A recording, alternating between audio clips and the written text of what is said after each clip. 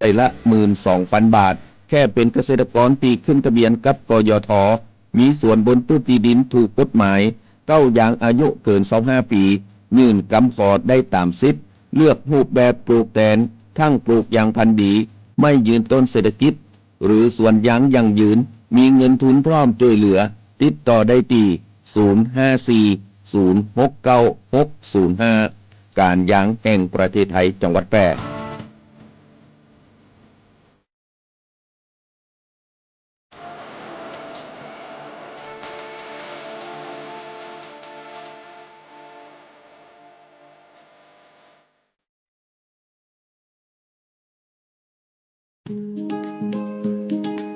สินเชื่อสวัสดิการเป็นสินเชื่อเพื่อที่อยู่อาศัยสำหรับลูกค้าสวัสดิการที่หน่วยงานทำข้อตกลงโครงการสวัสดิการเงินกู้ที่อยู่อาศัยประเภทไม่มีเงินฝากกับธนาคารไม่ว่าจะซื้อที่ดินปลูกสร้างอาคารต่อเติมซ่อมแซมไถ่ถอนจำนองที่ดินซื้ออุปกรณ์สิ่งอำนวยความสะดวกเพื่อประโยชน์ในการอยู่อาศัยหรือจะกู้เพิ่มผ่อนชำระไม่น้อยกว่า3 ปีและไม่เกิน40 ปีโดยอายุผู้กู้รวมกับระยะเวลาที่ขอกู้ต้องไม่เกิน70 ปีอัตราดอกเบี้ยตามเงื่อนไขที่ธนาคารกำหนดสนใจติดต่อได้ที่ธนาคารอาคารสงเคราะห์ใกล้บ้านแอดไลน์ GHB Buddy หรือโทร 054-621-490-5 ทอสแพร่พร้อมให้บริการคุณมาช่วยกันเฝ้าระวังไฟป่ามา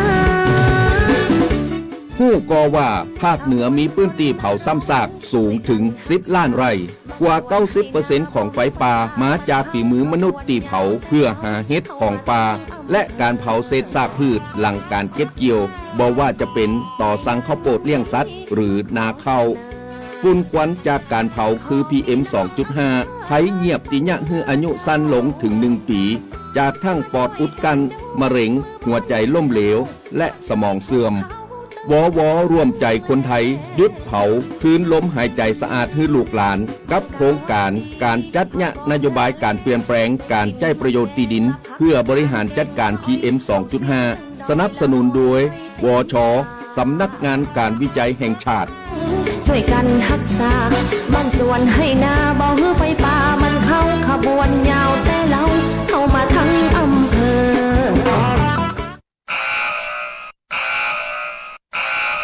ประกาศเตือนภัยแล้งซ้ำซากข้าวอ้อยพืชผลทางการเกษตรเสี่ยงเสียหายเกษตรกรและพี่น้องประชาชนเตรียมความพร้อมรับมือให้ดีขุดบ่อจิ๋วทำธนาคารน้ำใต้ดินปลูกพืชผักไม้ผลทนแล้งติดตามข่าวสารพยากรณ์อากาศอย่างใกล้ชิดหากทางราชการประกาศว่าจะเกิดภัยแล้งให้รีบกักเก็บน้ำสะอาดไว้ใช้ให้เพียงพอภัยแล้งป้องกันได้ร่วมมือกันในวันนี้เพื่อไม่ให้เราขาดแคลนน้ำในวันข้างหน้าหยุดพฤติกรรมใช้น้ำทิ้งขว้างหันมาใช้น้ำอย่างประหยัดปรารถนาดีจากองค์การบริหารส่วนจังหวัดแพร่วิทยุแห่งประเทศไทยจังหวัดแพร่ FM 91 เมกะเฮิรตซ์ ให้ความรู้คู่ความสุขที่นี่สถานีวิทยุกระจายเสียงแห่งประเทศไทยจังหวัดแพร่ส่งกระจายเสียงด้วยระบบ FM สเตอริโอมัลติเพล็กซ์ความถี่ 91 เมกะเฮิรตซ์ จากนี้ไปติดตามรับฟังรายการร้อยเรื่องราวข่าวสารเมืองแพร่ทุกวันจันทร์ถึงวันศุกร์เวลา 11 นาฬิกาถึง 12 นาฬิกาช่วงสื่อสารสาธารณสุขโดยงานเผยแพร่ประชาสัมพันธ์สำนักงานสาธารณสุขจังหวัดแพร่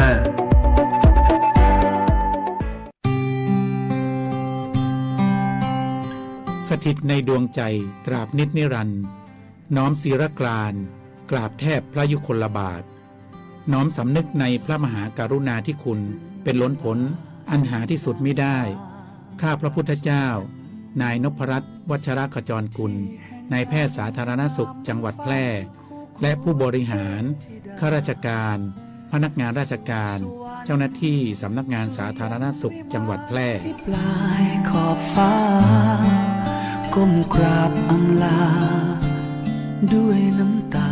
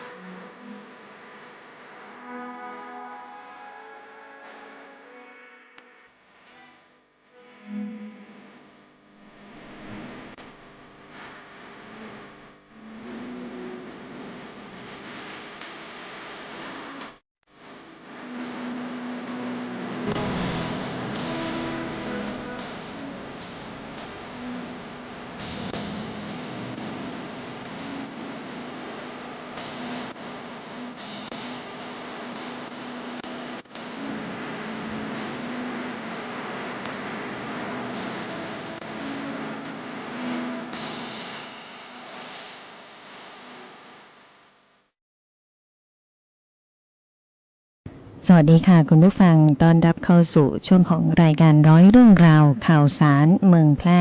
ในช่วงสื่อสารสาธารณสุขโดยงานเผยแพร่ประชาสัมพันธ์สำนักงานสาธารณสุขจังหวัดแพร่นะคะอยู่เป็นเพื่อนกัน1ชั่วโมงตรงนี้ข้อมูลข่าวสารผลงานเพลงเพราะๆนะคะ 11 นาฬิกาไปจนถึง 12 นาฬิกาค่ะสื่อสารสาธารณสุขนะคะงานเผยแพร่ประชาสัมพันธ์สำนักงานสาธารณสุขจังหวัดแพร่ก็รับหน้าที่ดำเนินรายการโดยดิฉันพิรุณพรแสงสร้อยนะคะอยู่ด้วยกันวันนี้วันศุกร์ที่10มีนาคมพุทธศักราช2569นะวันนี้สถานการณ์คุณภาพอากาศของเราอยู่ที่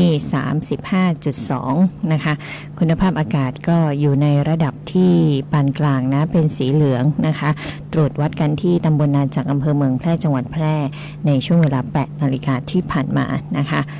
ข้อควรที่จะต้องปฏิบัตินะในช่วงที่คุณภาพอากาศไม่ค่อยดีหรือว่าเริ่มส่งผลกระทบต่อร่างกายของเราแล้วนะคะควรลดกิจกรรมกลางแจ้งลงเนาะลดการสูดดมฝุ่นละอองเข้าสู่ร่างกายในกลุ่มเสี่ยงก็ควรที่จะสวมหน้ากากอนามัยหน้ากากป้องกันฝุ่น PM 2.5 หน้ากาก N95 นะคะก็สวมหน้ากากทุกครั้งนะคะเมื่อจำเป็นต้องออกนอกตัวอาคารแล้วก็ในช่วงที่เป็นวิกฤตหมอกควันด้วยนะคะแล้วก็สังเกตอาการของตนเองหากว่าผิดปกติควรรีบไปพบแพทย์นะคะแล้วก็กลุ่มเสี่ยงเนาะกลุ่มเสี่ยงกลุ่มเปราะบางทั้งหลายนะคะก็จะต้องดูแลตนเองด้วยนะคะก็ขอให้คุณผู้ฟังประชาชนมีสุขภาพที่แข็งแรงนะคะรักษาสุขภาพของตนเองด้วยนะคะวันนี้ก็เป็นการรายงานเรื่องของคุณภาพอากาศในเช้าวันนี้นะคะแล้วก็ในสถานการณ์ที่น้ำมันขาดแคลนนะคะหลายฝ่ายกังวลเรื่องของการจัดสรรพลังงานนะคะสำนักงานสาธารณสุขจังหวัดแพร่ก็ขอแจ้งให้ประชาชนทุกท่านนะคะวางใจได้สำหรับการช่วยเหลือผู้ป่วยนะคะไม่ว่าจะเป็นรถกู้ชีพรถฉุกเฉินรถพยาบาลนะคะก็มีน้ำมันสำรองไว้นะคะเพื่อที่จะใช้ในยามจำเป็นในยามฉุกเฉินที่จะต้องไปรับผู้ป่วยนะคะที่ขอความช่วยเหลือหรือว่ากรณีเกิดอุบัติเหตุฉุกเฉินนะคะก็ต้องขอบคุณทาง PTT Station ในเครือของ A ปิโตรเลียมด้วยนะคะที่ให้การสนับสนุนแล้วก็สำรองน้ำมันเชื้อเพลิงไว้ส่วนหนึ่งสำหรับรถกู้ชีพกู้ภัยรถฉุกเฉินแล้วก็รถพยาบาลนะคะก็อยู่ในสังกัดของสำนักงานสาธารณสุขจังหวัดแพร่นะเพื่อที่จะได้ดูแลความปลอดภัยสุขภาพของพี่น้องประชาชนชาวแพร่ในทุกสถานการณ์นะคะก็แจ้งให้ทราบเนาะหากว่าใครที่อยู่ในพื้นที่เสี่ยงภัยนะคะหรือประสบเหตุกรณีฉุกเฉินอะไรนะคะโทรได้แจ้งได้นะคะ1669หรือแจ้งที่191นะคะก็จะมีการประสานงานรถกู้ชีพกู้ภัยรถฉุกเฉินนะคะหรือรถพยาบาลในพื้นที่เข้าไปรับนะคะผู้ที่ขอความช่วยเหลือนะคะก็แจ้งไว้นะไม่ต้องกังวลนะสำหรับการช่วยเหลือผู้ป่วยนะคะหรือว่ากรณีฉุกเฉินอุบัติเหตุต่างๆที่เกิดขึ้นนะคะก็เป็นข้อมูลข่าวสารที่ทาง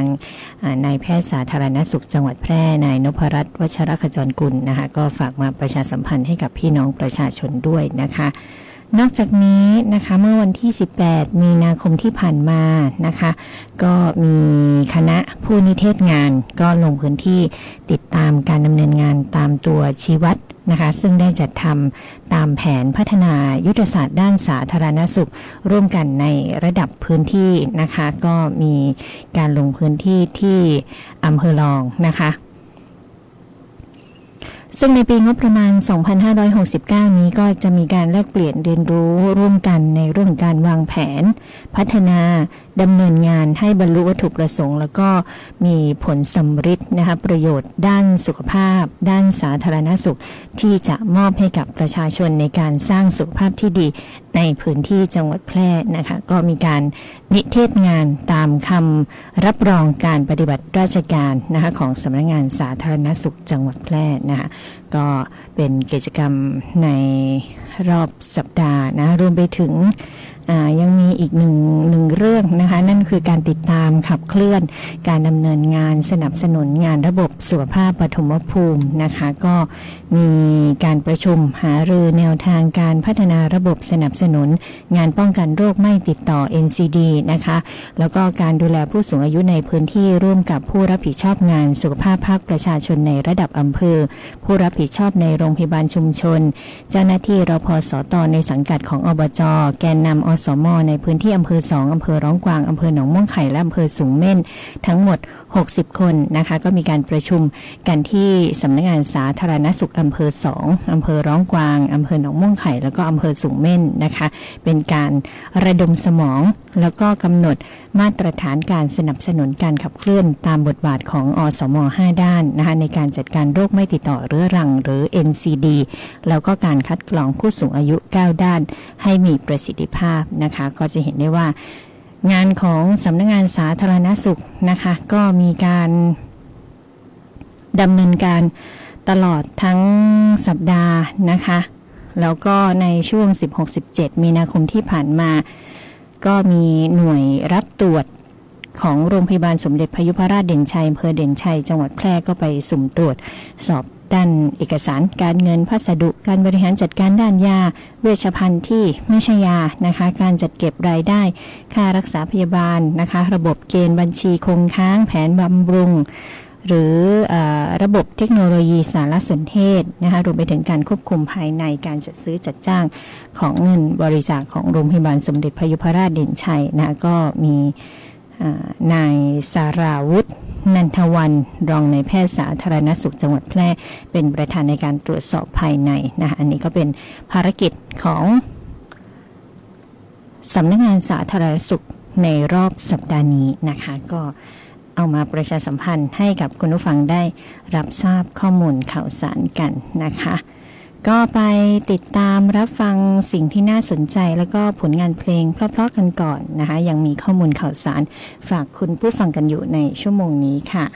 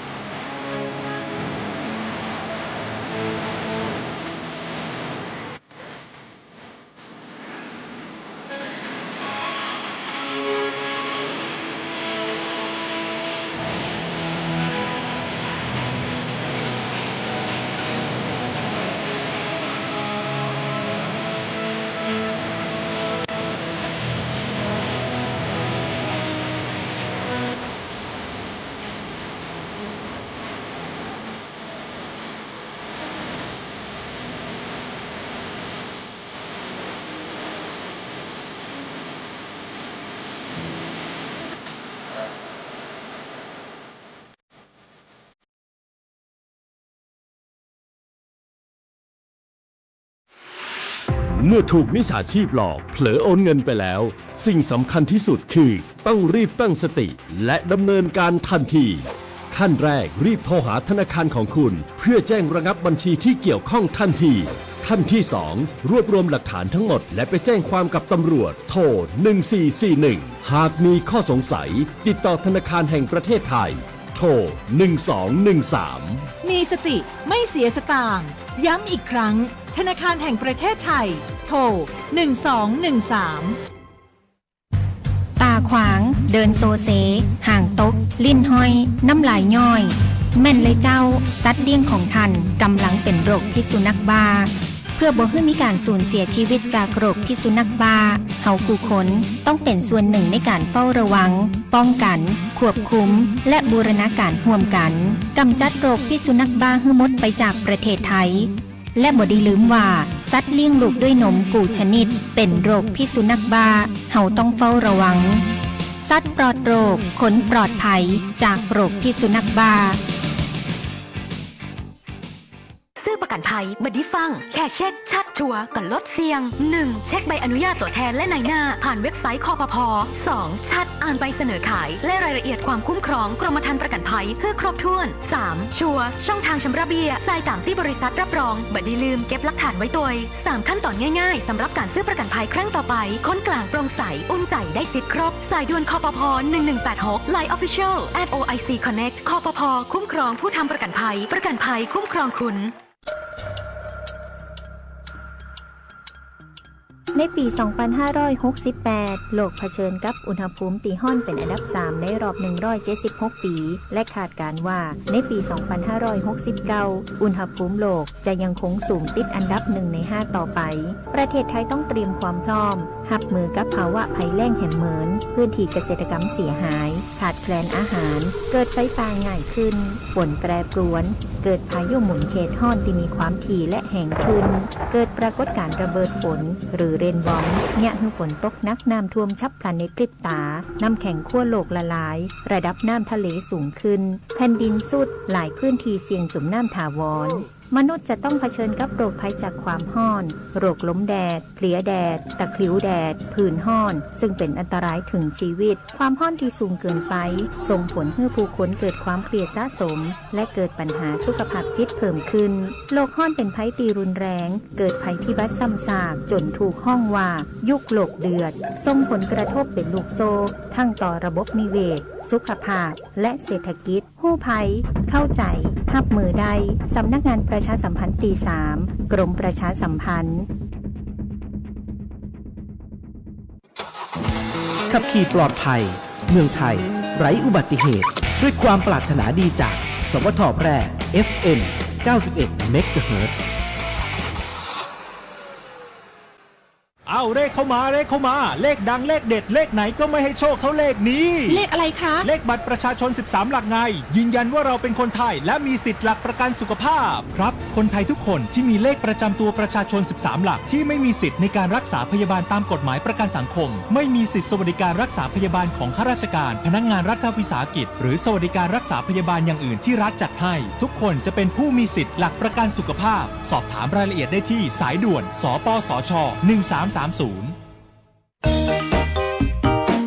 คุณกำลังฟังรายการสื่อสารสาธารณสุขโดยงานประชาสัมพันธ์สำนักงานสาธารณสุขจังหวัดแพร่ทางสวทแพร่ FM 91 MHz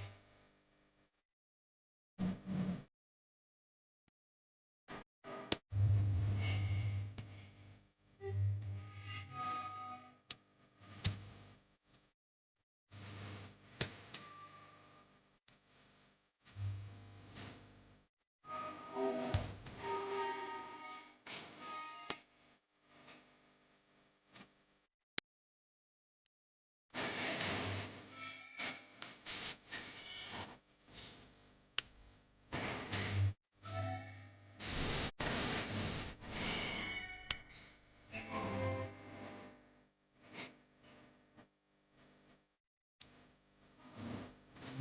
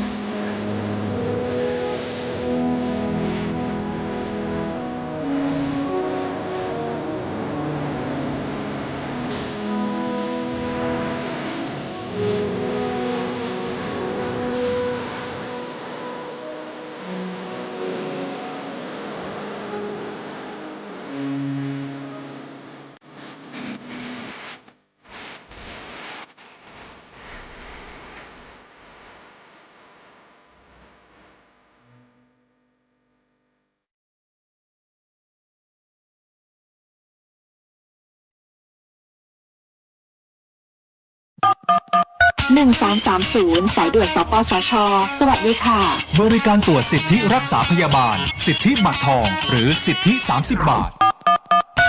1330 สายด่วนสปสช.ยินดีให้บริการค่ะบริการข้อมูลให้คำปรึกษาด้านหลักประกันสุขภาพ1330สายด่วนสปสช.รับเรื่องร้องทุกข์ตอบข้อสงสัยคลี่คลายปัญหาโดยสำนักงานหลักประกันสุขภาพแห่งชาติหรือสปสช.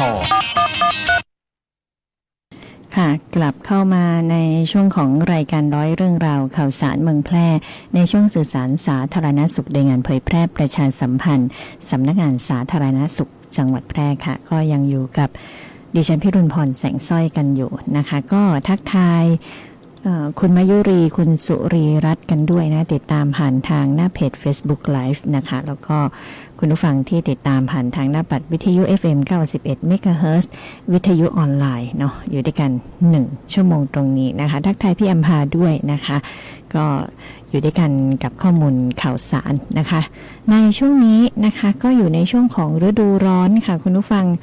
แน่นอนเนาะอากาศอาจจะแปรปรวนอากาศอาจจะร้อนบ้างนะคะฝนตกบ้างนะหรือบางวันนะอาจจะมี3ฤดูนะคะเช้าเนาะในปีนี้นะเช้าก็จะอากาศเย็นๆอยู่เนาะไม่ได้ร้อนอบอ้าวเหมือนปีก่อนๆนะคะหรือว่าอาจจะยังไม่เข้าเมษา อาจจะยังไม่ร้อนมากหรือเปล่านะคะอากาศเปลี่ยนแปลงนะคะในรอบปีนี้เนาะก็ให้เฝ้าระวังในเรื่องของโรคแล้วก็ภัยสุขภาพที่มากับหน้าร้อนนะคะ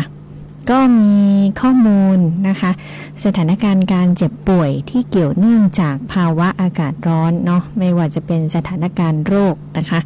โรคที่มากับความร้อนนะคะพบผู้ป่วย182รายในปี2568นะคะส่วนใหญ่แล้วเนี่ยโรคที่เกิดการเจ็บป่วยที่เกี่ยวกับภาวะอากาศร้อนเนี่ยเพศชายจะสูงกว่าเพศหญิงนะคะเพศชายเป็นกลุ่มหลักที่ได้รับผลกระทบนะคะ 59.3% เลยนะคะของผู้ป่วยทั้งหมดเนาะแล้วก็ผู้ที่ทำงานกลางแจ้งนะคะ 53.3% นะคุณผู้ฟังอย่างเช่นทหารคนงานรับจ้างทั่วไปหรือว่าเกษตรกรที่ทำงานอยู่กลางแจ้งกลางแดดนานๆแบบนี้นะคะการจำแนกตามช่วงอายุนะคะกลุ่มอายุที่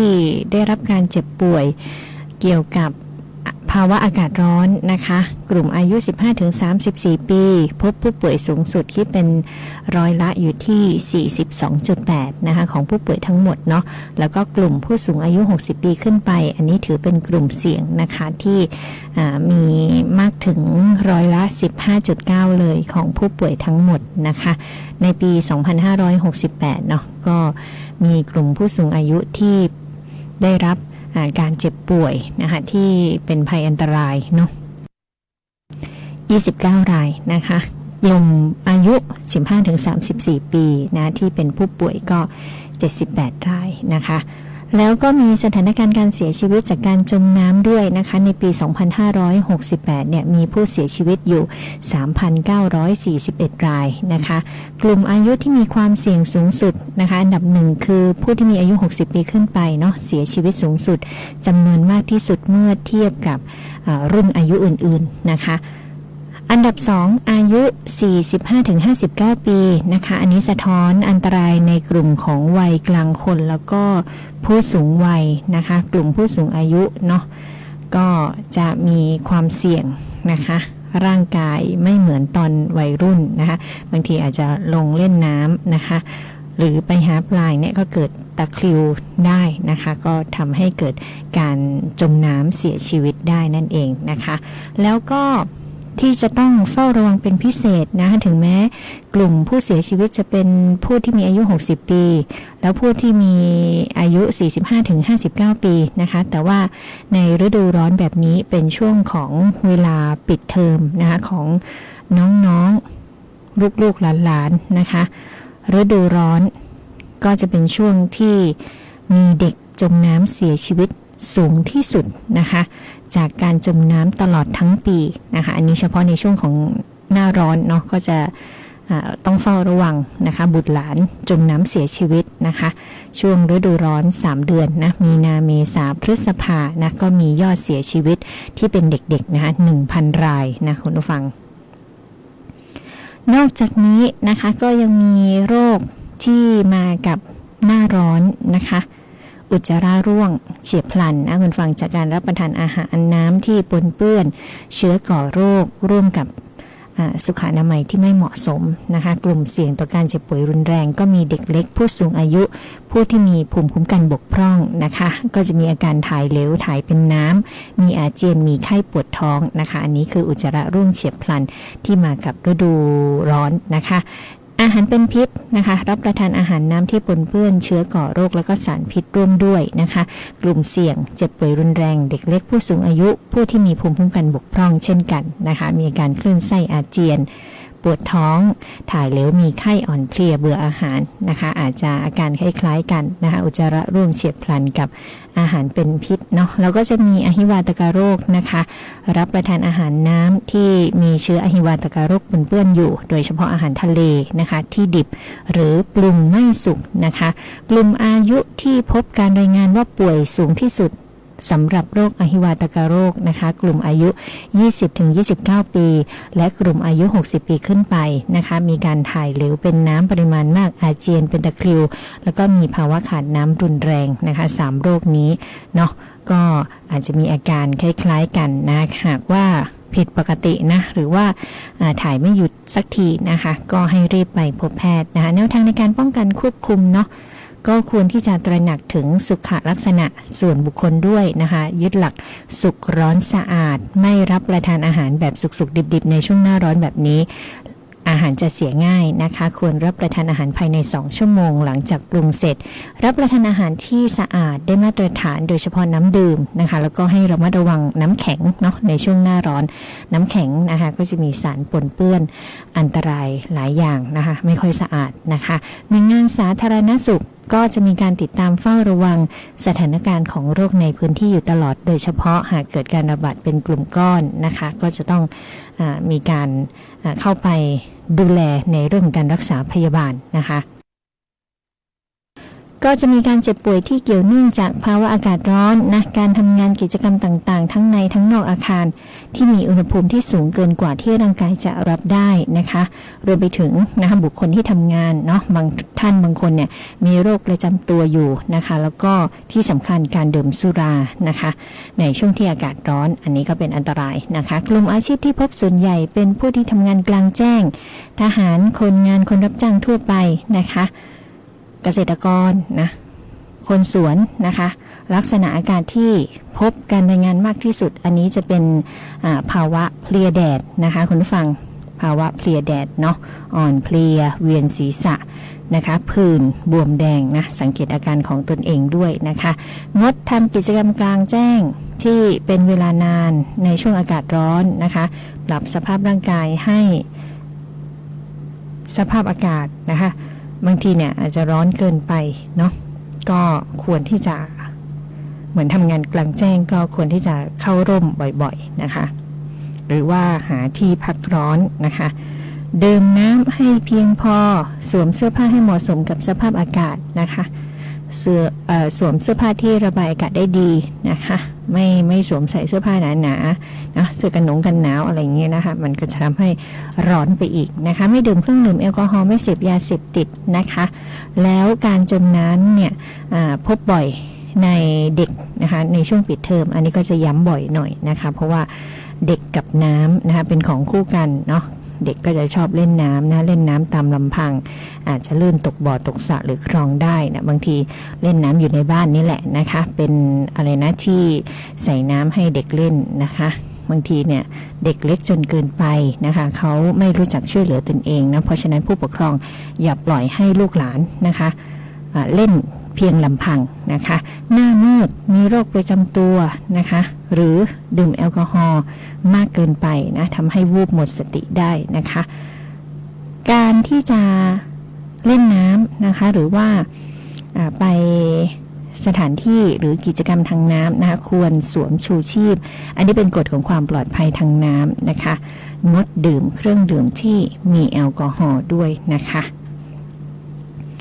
แล้วก็สถานการณ์โรคนะคะที่ได้กล่าวไปนะข้อมูลใน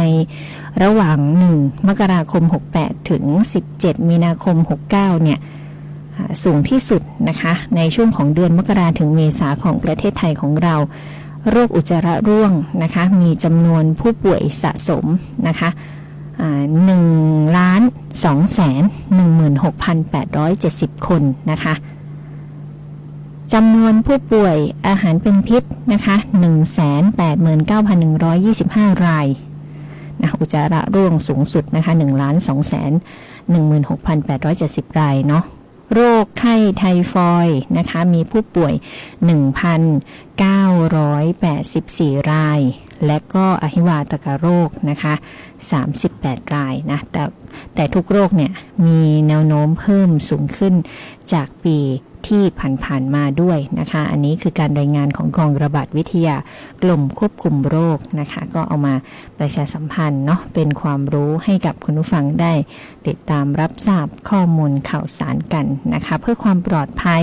เนาะในการใช้ชีวิตเพื่อความปลอดภัยในการดูแลตนเองในชีวิตประจำวันนะคะก็จะเอาข้อมูลดีๆแบบนี้นะมาประชาสัมพันธ์ให้กับคุณผู้ฟังแล้วก็ช่วงหน้าร้อนนี้ก็จะย้ำเรื่องของการจมน้ำบ่อยหน่อยนะคะคุณผู้ฟังเนาะเพื่อเตือนสตินะคะแล้วก็ไม่อยากให้เกิดเหตุการณ์ที่เลวร้ายนะคะก็เป็นข้อมูลนะคะที่เอามาฝากกันเนาะจริงๆข้อมูลเรื่องของสุขภาพนะมีเยอะมากๆนะคะก็จะเอาที่ใกล้ตัวนะหรือว่าอยู่ในช่วงของฤดูกาลสถานการณ์มาแจ้งให้ทราบก่อนนะหากว่าเวลาเหลือหรือว่ามีช่วงว่างอื่นๆนะคะหรือข้อมูลต่างๆนะคะอาจจะติดตามได้ในรายการต่างๆของทางสวทแพร่ได้นะคะเพราะว่ามันเป็นประโยชน์ต่อประชาชนนะไม่เพียงแค่ข่าวสารสุขภาพในช่วงของสื่อสารสาธารณสุขนะคะในช่วงเวลาอื่นๆเนี่ยหากว่ามีเหตุการณ์ฉุกเฉินนะมีการแจ้งเตือนภัยต่างๆเนี่ยแน่นอนนะคะทางทีมงานก็จะนำเอาข้อมูลข่าวสารมาประชาสัมพันธ์ให้ทุกท่านได้รับทราบรับฟังกันนะคะสำหรับในวันนี้ขอบคุณทุกการติดตามรับฟังนะคะเวลาก็หมดลงแล้วนะคะขอบคุณแฟนรายการทางหน้าเพจ Facebook Live กันด้วยนะคะแฟนรายการที่ติดตามทางหน้าปัดวิทยุ FM 91 MHz แล้วก็ทางวิทยุออนไลน์นะคะขอบคุณที่อยู่เป็นเพื่อนกันนะให้ความรู้คู่ความสุขนะคะก็กลับมาเจอกันใหม่กับรายการร้อยเรื่องราวข่าวสารเมืองแพร่ช่วงสื่อสารสาธารณสุขโดยงานเผยแพร่ประชาสัมพันธ์สำนักงานสาธารณสุขจังหวัดแพร่ได้ใหม่นะคะวันนี้ดิฉันพิรุณพรแสงสร้อยนำรายการจากลาคุณผู้ฟังไปก่อนพร้อมกับส่งท้ายผลงานเพลงเพราะๆลาไปก่อนสวัสดีค่ะวันนี้ผมเริ่มมีคอเลสเตอรอลสูงครั้งแรกในชีวิตลาก่อนกุ้งแม่น้ำคากิคนที่เขาแข็งแรงไม่ต้องทำบุญด้วยเลยวะ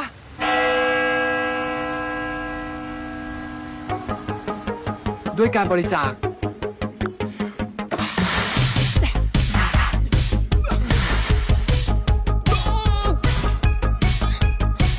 ด้วยการตักบาตร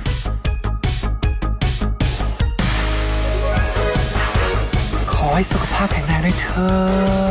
ดโอเมก้า 3 โปรตีนขอให้สุขภาพแข็งแรงขอให้สุขภาพแข็งแรงทำบุญด้วยการบริจาคเลือดสิวะเองแย่นอนเพียงพอ6 ชั่วโมงได้หยุดแอลกอฮอล์ได้ดูแลอาหารการกินก่อนบริจาคงดกินของมันจะได้ไม่มีไขมันอุดตันในเส้นเลือดได้ลดความเสี่ยงโรคหลอดเลือดหัวใจอ๋อยิ่งบริจาคเลือดยิ่งแข็งแรงยิ่งทำบุญยิ่งสุขภาพดีสุขภาพที่แข็งแรงของคุณมีประโยชน์กับผู้อื่น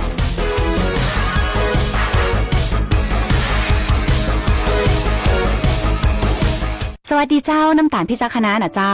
ข ขอเชิญชวนฮีโร่เจ้าประจำตีสัญญาว่าจะมาบริจาคเลือดตึง3 เดือน และคนตีมาบริจาคเตือแรกอยากให้อยู่ด้วยกันไปหมื่นๆส่วนคนตีหายไปหมู่เฮายังรอคุณปิกมาหาเสมอเนอะเจ้าสำหรับไผที่ยังบ่เคยบริจาคเลือดมาลองเป็นผู้ฮื้อและมาเป็นครอบครัวเดียวกันเนอะเจ้าเพราะทุกวินาทีคือโอกาสช่วยชีวิตการฮื้อเลือดเลยเป็นเรื่องที่รอวันผูกบ่ได้ติดตาม Give But Now ฮื้อเลือดฮื้อได้ฮื้อเลยได้ทุกแพลตฟอร์ม Official ของศูนย์บริการโลหิตแห่งชาติสภากาชาดไทยเจ้าให้เลือด Give Blood ให้ชีวิต Give Life ให้เลือดให้ชีวิต